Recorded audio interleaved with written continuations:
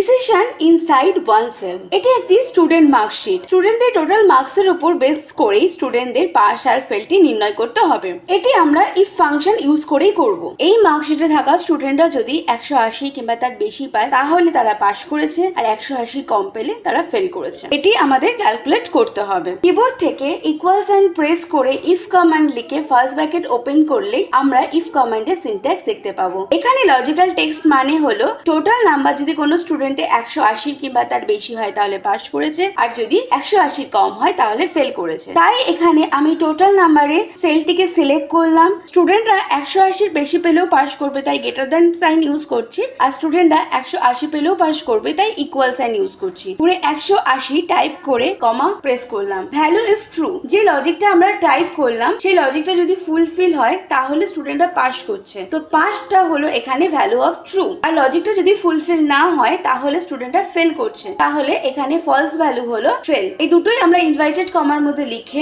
First bracket close করে enter press করলেই student pass করেছে কি ফেল করেছে তার ডিটেলস আমরা ফার্স্টে পেয়ে যাব। এরপর ওই সেলটিকে সিলেক্ট করে মাউস ড্র্যাগ করলে বাকি স্টুডেন্টদের পাস ফেলের ডিটেলস আমরা পেয়ে যাচ্ছি। Save for reference.